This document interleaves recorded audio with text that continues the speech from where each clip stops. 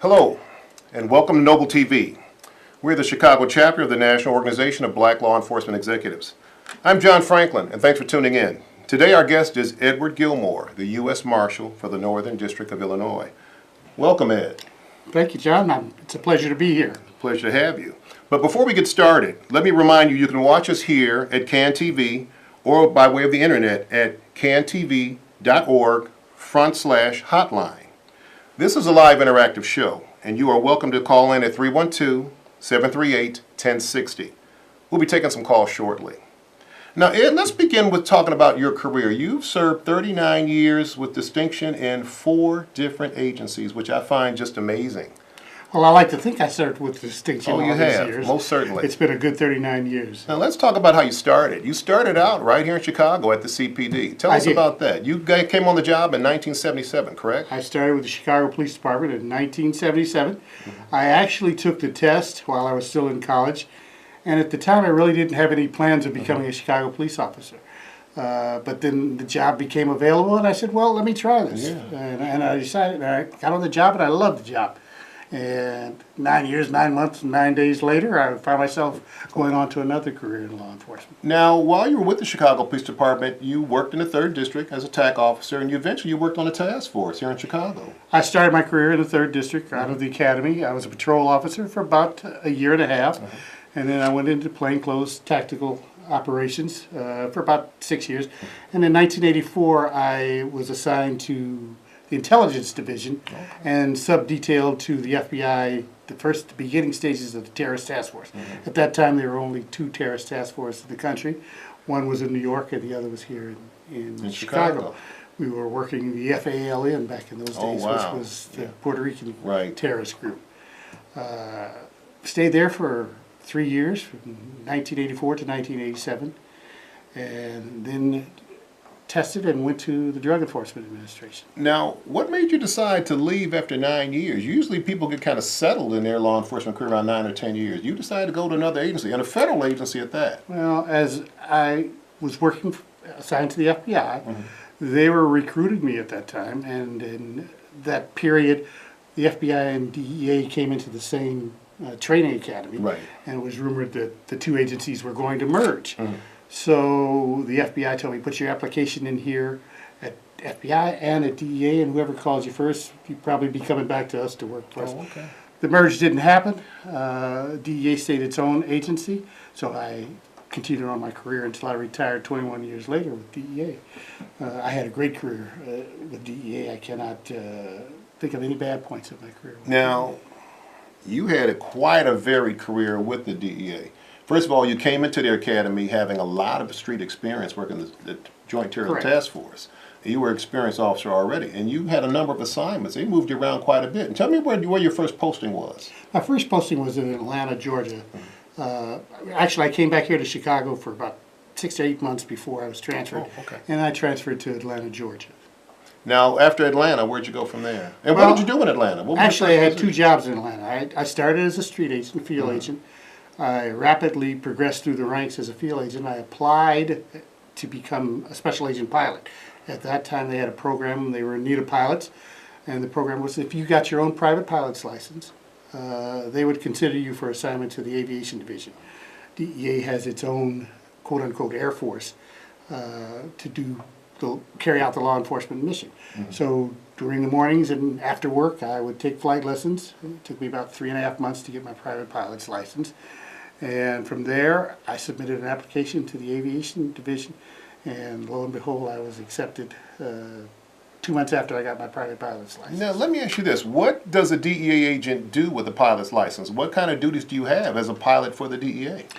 Well, your primary function is to support law enforcement operations in the district that you work in, and that means doing aerial, air-to-ground surveillance and any other support that you can. And some things I can't talk about, but some law enforcement support we provide from here.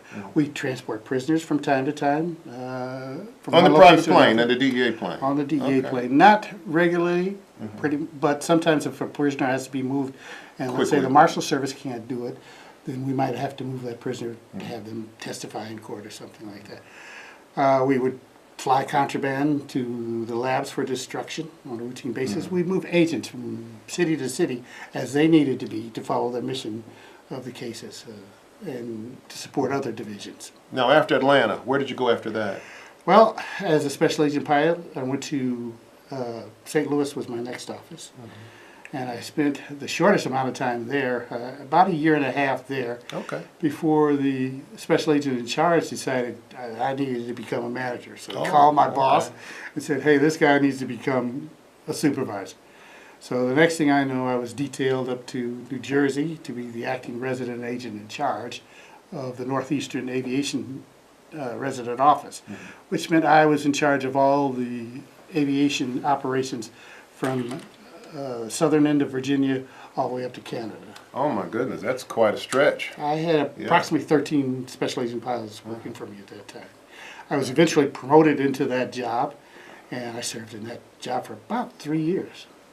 So that was pretty exciting, huh? Flying all around. You know, one day I looked up and I was hovering in a helicopter over Central Park, and I'm thinking to myself, I'm a little kid from the south side of Chicago, and I'm hovering over Central Park. Yeah. And guess what? As far as I could see, I'm the boss. Yeah. I was having a good time. Not too bad at all. No. Now, you've been a lot of places. You were stationed in Atlanta, stationed in Missouri, stationed in New Jersey. Correct. And then you went where? To Texas? Was that after No, that? after I left Missouri, I went to Washington Okay. the first time, where if you want to further your career as a supervisor, you must pass through Gotta the do- halls of Washington Yeah. and get learn the whole operation from the headquarters perspective. So I did approximately 2 years there in headquarters, actually 2 years to the day when I got promoted. And I went back out to the aviation division as the assistant special agent in charge. And that was in Dallas, Fort Worth. Now, how long were you in Dallas? I was there another 3 years before I got tapped on the shoulder to come back to DEA headquarters and be the head of security programs, which is worldwide security for DEA operations. And what was your, after you went back to D.C., did you go anywhere after that, or was that the last part of your career? That was the last part. I transferred within headquarters once, but I retired after that. Okay. And that was 21 years. 21 years, yes. Now, let me ask you this, because I know you got a lovely wife, 2 beautiful daughters. That had to be kind of rough on them to move around 5 different locations over 21 years. You It had to know- be not only just rough on you, but rough on them as well. In talking to my children, it was rough on them then, but in retrospect, they had a great life living in all those places. Sure. They were able to say to their teachers they'd been to places that they were learning about in school, like the Guggenheim, the Metropolitan Museum in New York. There was a lot of places that they got travels. I took them on a lot of trips when I had to go out of town, so they would be able to have those experiences. Sure. And while they didn't make those lifelong friends that a lot of people did, they do have friends that they keep in touch with. They weren't with them the whole time, obviously, and it did have somewhat of an impact in that aspect of their lives. But they thought it was a great Experience opportunity. overall. Yes, I think travel is just so important for kids. I really do. so do I. I think it's very important to expose them. Such as when I first got promoted up there in New Jersey as the acting. My wife didn't want to go, and it was spring break, and I said to her, no, you got to go, and we got to bring the kids up there so they can experience New Sure, York. And sure. That was their first real experience. Rather than flying, I took the train, so it cost less money for Sure. them to come with me, so they Yeah. were able to have that experience. The scenic route, as they say. Yeah. Now, 21 years, you're gone from DEA, and you figure, this is it for me. And all of a sudden, you find yourself coming back here, taking over a small suburban, south suburban municipal police agency. Tell me about that. Well, actually, I did not quite leave DEA cold. I had the job before I left DEA. I got a phone call one day from someone I knew saying, hey, there's an opening for a police chief in Calumet City. You ought to apply for that job. And I said, no, I don't want to be a police chief. I haven't been a policeman in 20 years. I mean, things have changed. Sure, a lot. And I kind of blew that off. And then several months later, I got another call saying, hey, I told them about you again, and they said, you really should apply for this job. So I was getting a little worn out in the headquarters routine. I said, well, maybe I will. I want to come home. My wife and kids were back here already in the Chicagoland area, and I was commuting back and forth. So I said, okay, I'll put my name in. Give it a shot. And I applied, And lo and behold, they accepted it. And I found that to be one of the greatest experiences. Remember, I left as a patrolman, and I come back 21 years later. I'm a chief of police, and I have the chance to mold and shape a police department and the officers within that department. It was a great opportunity for me. Yeah. Wow. Being a police chief, as I know, is full of challenges. You had some challenges, as any police chief would. You also, I remember you had one controversial shooting as you were there with some of your officers. Tell us about that a little bit if you can. Well, as you probably remember, we had two of our officers actually shoot and kill a 16-year-old autistic young man. I remember one of your officers actually got slashed by him. He got slashed on the arm by the young man who was very fond of wielding knives when we responded to calls at his house. We've been to his house numerous times. Some of the community activists, including some of the activists from Chicago area, came out there and was trying to stir up the community that this was a white-on-black crime. And my evaluation after talking to the officers and looking at the cut on the one officer's arm and getting the details was no, this was a justifiable shooting. Defense of life. And I immediately called a press conference, and I stated that in a press conference. I took some heat from some of the agitators, but the community, because I had built up a trust with them, were willing to stand by me and wait till the full investigation was completed before they passed. And that was done by the Illinois State Police South Suburban Task Force. No, that was the Illinois State Police, okay. not the South Suburban Task Force. That's directly the Illinois State Police Internal Affairs Division. Oh, okay. And they completed the investigation about 6 months later and concluded that my initial call was correct. The officers were defending their lives. They had no other recourse in this instance except to resort to deadly force because the guy was attacked, the kid was, and he was portrayed as a small kid. Actually, he was a 6'2", 200 and some pound kid in a man's body. Yeah. Looks like we got a caller. Caller, are you there? Let's take a call, Ed. Caller, are you there? Hello? Yes. Hello? Hi. Go ahead, ma'am. Hi, I was calling because I wanted to know, how does your agency work with the different police departments to get people who are wanted or fugitives or people like that? How do you guys work with the different police departments to capture the people? Thank you, caller. Go ahead. That's an excellent question. We work with all police departments in all jurisdictions. We are the only federal agency that has both state and federal jurisdiction, meaning that we can arrest someone for a state warrant or a federal warrant. Now, here in Chicago, we have a regional task force that's all they do day in and day out is hunt fugitives. Also, from my office, the district office, we have deputies assigned that assist. We have a separate squad there that works on felony cases primarily, but they assist on the state and local. We will come out to any police department that has a valid arrest warrant for a defendant and assist them with all the resources the federal government can bring to bear in apprehending that fugitive and bringing them to task. Great question. Now, you were there in Calumet City as the police chief for how many years? Just under 8 years, seven and a half years. And not just as police chief, you also became president of South Suburban Association Chiefs of Police as well. That's right? correct. During I that went time. through all the chairs of the Office of South Suburban Association Chiefs of Police, from the Sergeant at Arms to the Treasurer, the Secretary, Vice President, and the President ultimately. And after 9 years, what happened? I guess you got the call to take on something else, huh? You know, one day I was at home on a day off, and my phone rang, and I didn't recognize the number, and I almost didn't answer the phone because I didn't recognize the number, but I said, I'd better answer this call. It might be something important.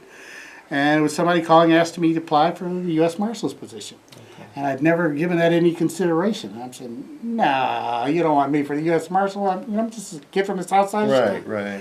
And they said, actually, we do want somebody of your caliber to apply for it.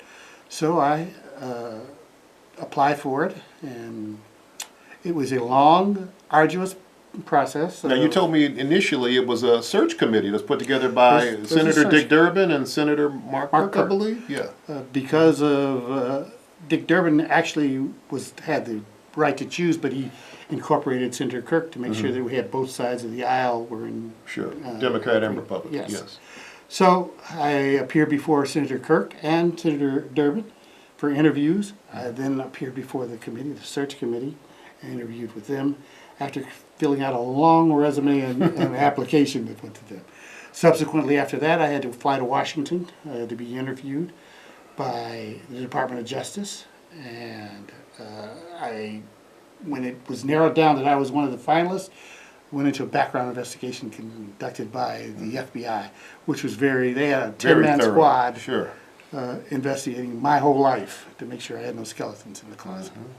And eventually, you were vetted and you were selected. Senator Durbin nominated me to the president. The president nominated me to the Senate. I was voted on by the Senate Judiciary Committee, who then passed it on to the full Senate, and I was voted on by the full Senate. And that was when the president appointed me. Excellent. Thank you. Looks like we got another call, Ed, so let's take it. Hello, caller, are you there? Hello? Yes, I'm here, Chief Franklin. Mr. Gilmore? Yes. How are you? I'm great. How about you, gentlemen? Oh, fine, thank you. Yeah. So I just wanted to touch bases, ask a question regarding the officer involved in the shooting. If you can kind of touch bases on, what he went through and the family after making that split-second decision, to just kind of give, people an idea of what officers are going through and making a judgment call and, that quick and trying to apprehend the subject with a knife. Okay, good question. Thank you, caller. That was a very good question. I might want to echo. In this particular instance, the officers were trapped on a stairwell. They were backed up. They were about 6 officers deep going down into the basement. When the young man came out, his father was initially ahead of the officers and told the officers, everything's okay, come on down. And Dad was actually looking at him when the young man came around the corner, and he gave no warning to the officer that the young man was coming around the corner with a knife. And he lashed out very quick. Because all the officers were backed up on the stairwell, they were unable to retreat. They tried to retreat, but there was too many people in a small space. The one officer put his arm up to protect himself from the slashing that the young man was doing, and at that time he hollered knife, and he drew his weapon. When the kid began slashing at him again, he had to fire. So it was truly a life and death situation, in my opinion, for those officers. What goes through your mind in those split seconds? I've been in those positions a lot of time before. You don't want to do this. You don't want to do this. Gosh, I got to do this. You want to go home at the end of the day, sure. Yes, you want to go home to your family. Right. And in that instance, the officers, as we require them to do, were put on administrative leave, and they had to go and talk to a psychologist, as all officer-involved shootings require, to make sure that they were processing what they had just done, because no officer puts on his badge and gun every day and really goes to work and says, today I'm going to kill somebody. We don't want to do that. We join the police department or law enforcement to serve and protect, to help people, to get people out of bad situations. That's what we join this field for, not to take people's lives. And when you have to do it, believe me, you think about it long and hard in those split seconds that you have to make that decision. Yeah, agreed. And if that's your last alternative, then that's your last alternative. Well, that goes without saying. Use of force is always a last resort. Absolutely. It's a last resort. Thank you, caller. Good question. Now, as U.S. Marshal, you liaison with a lot of law enforcement agencies here. Absolutely. And you liaison with a lot of sheriff's department as well. Sheriff's departments. You've got a lot of them here in Illinois. How many do you liaison with? I don't think you probably can't even know offhand. I can't even begin to tell you. As many departments as there are in the northern half of Illinois, the departments I have to liaison. As a matter of fact, today I was at the Greater Council of Cook County Chiefs of Police meeting this morning. That was a new opportunity for me to liaison with that group.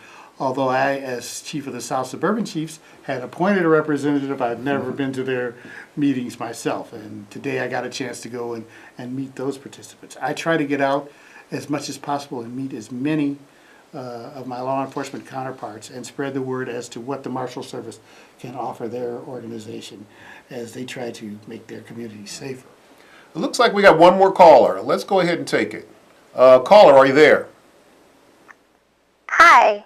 Yes, go ahead. Good evening, gentlemen. Good I was evening. just calling to see how do you handle diversity as being a U.S. Marshal? I'm not sure I understand your question totally. How do I handle diversity? Or how do Yeah. we, as an agency? How, as an agency? Okay. Or how diverse is the U.S. Marshals division? I guess that's Yes. what she's How asking. diverse is it? I don't have the exact numbers. I can't quote you how many African American or minority deputies we have, but I will say we have quite a diverse amount of deputies within my office. And recently, with a trial that's going on, we've been calling in deputies from other offices to support that trial.